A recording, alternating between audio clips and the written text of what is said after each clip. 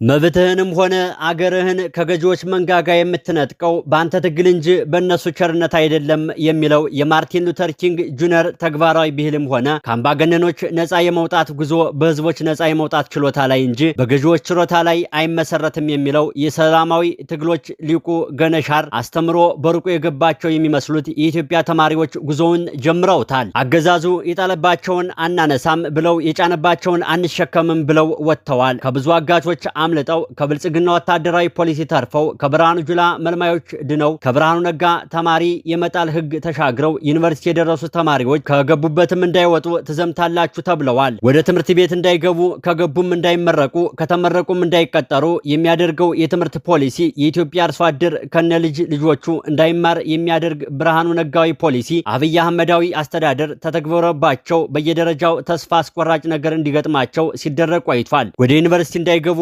መደረጋቸውን ቢያልፉም መንገድ ላይ አጋች ገጥማቸውና ከነ አውቶቡሳቸው ይታገታሉ። ተምረው ይመጣልኛል የተባለ ልጅ ታግቶ ይጠፋል። አባት የእርሻ በሬውን ሽጦ ልጆቹን ከተጋቾቹ ለማስለቀቅ ይገደዳል። እንደምንም እድልም ቀንቶት ዩኒቨርሲቲ የገባ ተማሪ ወላጆቹ ቀሪ ልጆቹን ለመከላከያ አምጣ ተብለው ይያዙበታል። አለያም አካባቢያቸውን ጦር ሜዳ እንዲሆን ይደረግባቸዋል። ወይም ያልሰራችሁበትን ግብር ክፈሉ ተብሎ እንዲደህዩ ይደረጋል። ይህ ሁሉ እየሆነበት እንዲህ ተረጋግቶ እንዳይማር የሚደረግበት መንግስታዊ አሰራር ሲተገበርበት ቆይቶ አሁን ደግሞ በሚቀጥለው ዓመት ትዘምታለ ተብሏል። ይህንን የተቃወመ ትውልድ የተጠራቀመበትን በደል የቻለ ተማሪ ግን በቃኝ እምቢ ብሎ የተነሳ ይመስላል። ይኸው ቤተሰቦቹ በኑሮ ውድነት የሚጠበሱበት፣ ወገኖቹ በጦርነት የሚቆሉበት፣ ወንድሞቹ ለግዳጅ ውትድርና የሚዳረጉበት ተማሪ ዩኒቨርሲቲ ከገባ በኋላ የመጀመሪያውን ዓመት አብይ አመጣሽ የብልጽግና ኮርሶችን በመማር ያባክነዋል። በቂ ምግብ አይቀርብለትም። የዩኒቨርሲቲ ተማሪን አልቀልብም ተብሎ እንዲራብ ይደረጋል። በረሃብም በማይጠቅሙ ኮርሶች ያላግባብ ያባከነው አንድ ዓመት ሳይበቃው ከብርሃኑ ጁላ ጠበንጃ ተሸካሚነት ተርፎ ሊመረቅ ጥቂት ቀናት ሲቀሩት እንደገና በብርሃኑ ነጋ የመጣል ፖሊሲ ተስፋው ይሰየፋል። ወድቀሃል፣ የመውጫ ፈተናን አላለፍክም ተብሎ ይጣላል።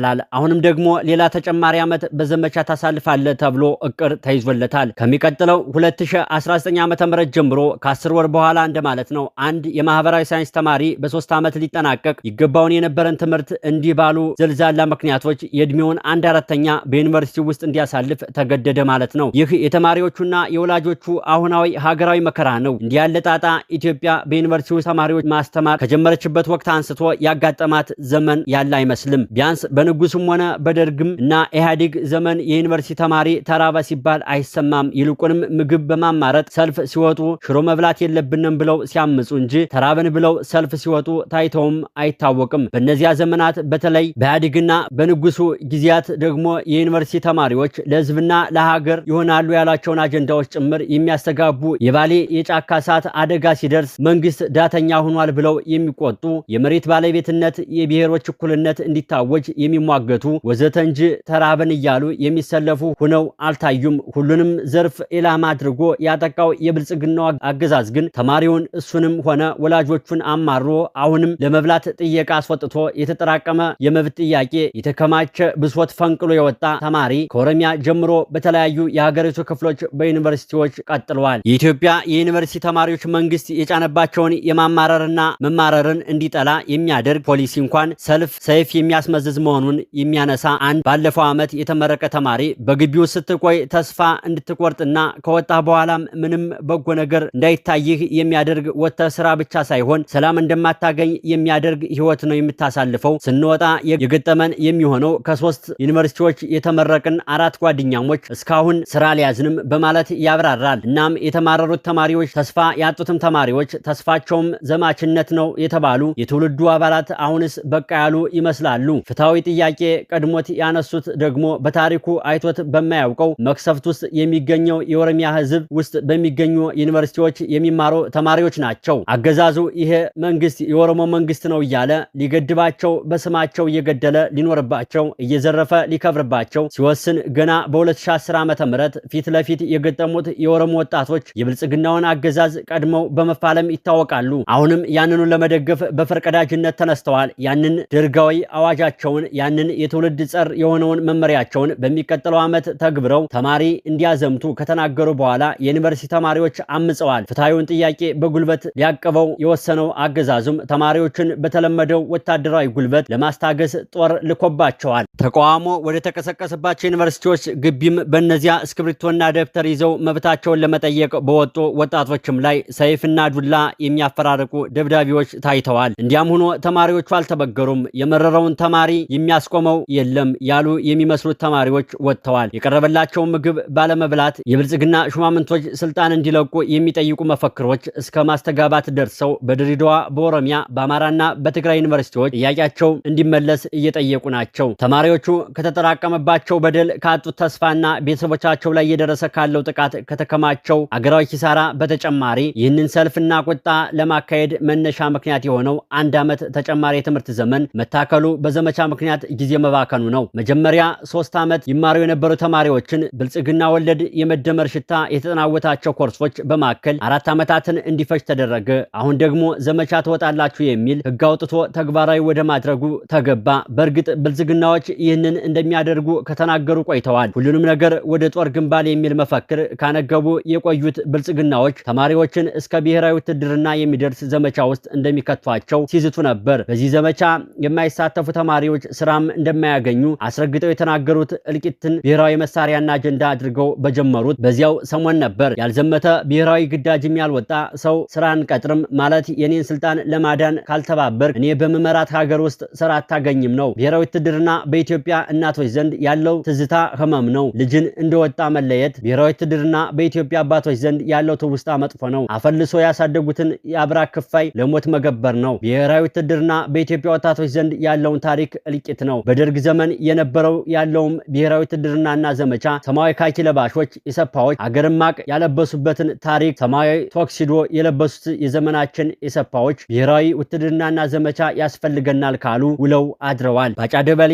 የተባሉት የደርግም የሻቢያም የሄድንም የወዴድም የኢህአዴግም የብልጽግናም ወታደር ይህንን የብሔራዊ ውትድርናና ዘመቻ ጉዳይ ያስፈልገናል ብለው ይፋ ያደረጉት በዚያ ክተት መክት አንክት እያሉ መገዳደልን በሚያውጁበት ሰሞን ነው። እዚያ በሰሜን ኢትዮጵያ ጦርነት በሚያካሂዱበት ወቅት የተደመረውን መንጋ ዲያስፖራ በኢንተርኔት ሰብስበው በድብቅ የተናገሩ መስሏቸው የተናዘዙት ብሔራዊ ውትድርናና የሚለውን ደርግ ስላስጠላብን ስሙን ቀይረን እንጠቀመዋለን እየሄድንበት ነው የሚለውም ነበር። ባጫ ደበሌ ብሔራዊ ውትድርና ስሙ እንጂ የተግባሩ ነውርነት አላሳሰባቸውም። ቦርሳ አንግተው ትምህርት ቤት መሄድ የሚገባቸው ታዳጊዎች ወደ ጦር ግንባር መውሰድ፣ የትምህርት ቤት ዩኒፎርም ማጥለቅ የሚገባቸውን ህፃናት ሬንጀር አልብሶ ማስተማራት፣ የዩኒቨርሲቲ ተማሪዎችን ትምህርት አስቆሞ ወደ ሞት ወረዳ መላክ ወንጀልም ነውርም መሆኑ አያሳስባቸውም። እሳቸው በደርግ ዘመን ታፍሰው ተወስደው ወታደር ከሆኑ በኋላ በምርኮኛነት ተይዘው ጀነራል እስከመሆን እንደደረሱት ሁሉ ሌላውም እንዲህ ያለ እድል የሚገጥመው ይመስላቸው ባጫ የግዳጅ ውትድርና ህገወጥም ነውርም መሆኑ በእርግጥ የገባቸው አይመስልም። የዘንድሮቹ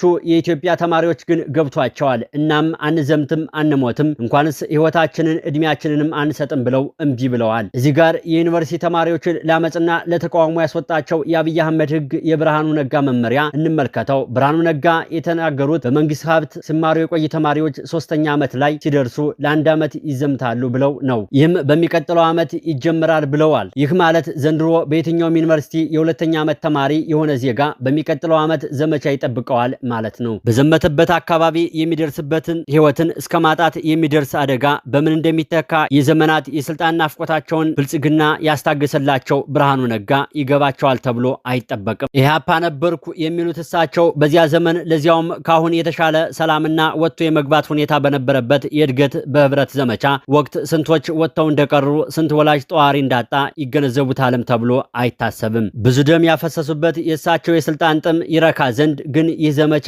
መከናወን ይኖርበታል። በእርግጥ ተማሪን በየደጃፉ ላይ የመጣል ፖሊሲ አውጥተው የሰጧቸው አብይ አህመድም ሆኑ ፈጻሚው ብርሃኑ ነጋ ትምህርትን በተለይ የዩኒቨርሲቲ ትምህርትን ከቁም ነገሩ ሲቆጥሩ አይስተዋሉም። ዩኒቨርሲቲ አስገብተን አንቀልብም የሚለውን ተማሪ በራሱ ወጪ ማር የሚለውን ፈርጠም ብለው የሚናገሩት ነው። በእርግጥ ዩኒቨርሲቲ ገብቶ አንድ ቀን ተምሮ ለሚያውቅ ሰው ከ7ኛ ክፍል በኋላም የት እንደተማረ ማስረጃ ማቅረብ ለተቸገረ ሰው ሁሉም ሰው ወታደር እንጂ ተማሪ መሆን አይጠበቅበትም የሚል ብሂል ቢኖረው እንግዳ ነገር ላይሆን ይችላል። በዩኒቨርሲቲ ውስጥ መምህር ነበርኩ የሚሉ አሁን ደግሞ ትምህርት ሚኒስተር የሆኑት ግለሰብ መማርን ሲያጣጥሉ ዲግሪ መያዝን ሲያናንቁ ሲታዩ ደግሞ የበለጠ የዘመናችንን ገዢዎች ትክክለኛ ጠባይ የሚነግረን ይሆናል። እንዲህ ያለ እምነት ኑሯቸው በተማሪዎች ህይወትና ተስፋ ላይ የዘመቱትን ገዢዎች እምቢ ያሉት ተማሪዎች አሁን ተነስተዋል። አንዘምትም ብለው በየግቢያቸው በመሰለፍ ላይ ናቸው። እንዲያውም የራሱም ሆኖ የጋራ ችግር ያለው ማህበረሰብ ባለባት ኢትዮጵያ ውስጥ የተበታተነ ተቋሞ ማሰማት ለአገዛዙ መመቸት መሆኑ ሳይታለም የተፈታ ነው። በሀገሪቱ ያልተራበ መምህር ካለ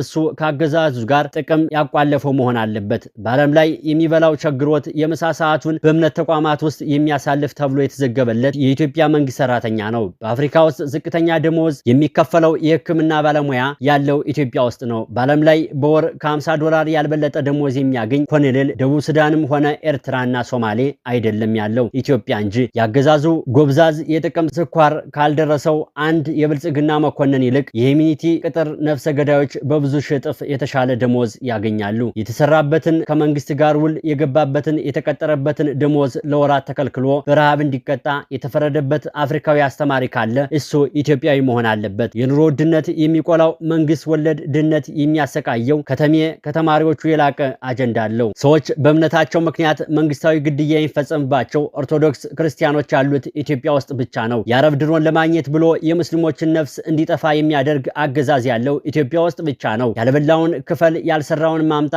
ካልከፈልክ ተቀጣ ተብሎ የሚሰቃይ ነጋዴ ያለባት ሀገር ኢትዮጵያ ብቻ ነች። ማዳበሪያ ተከልክሎ ቀየው ጦር ሜዳ ልጆች ወታደር እሱ ሚሊሻ የሆነ አርሶ አደርም የሚኖርባት ነች። ሌሊትና ቀን ሰርቶ የሀገሪቱን ህይወት ለመቀጠል የሚጥረው ሹፌር በሀገሩ ላይ ገንዘብ የሚከፍልባት ብቻ ሳትሆን እንደወጣ የሚቀርባትም ነች። ፋብሪካዎች ተዘግተው ንብረቱን በግብር ምክንያት ተወርሶ ወደ ድህነት የሚምዘገዘግ ነጋዴ ያለባት ሀገር ነች ኢትዮጵያ። የሁሉ የታመመ ማህበረሰብ ባለባት ሀገር የተማሪዎቹ ጩኸት ብቻውን እነሱን የሳት ራት አድርጎ ላገዛዙ መደላድልን ፈጥሮ የሚቀር ነው እና የጋራ ድምፅ አስፈላጊ መሆኑን የሚያነሱ ሰዎች ያልተባበረ ክንድ ለመሰበር ይቀላል ይላሉና መሰረታዊ ጥያቄ ይነሳል።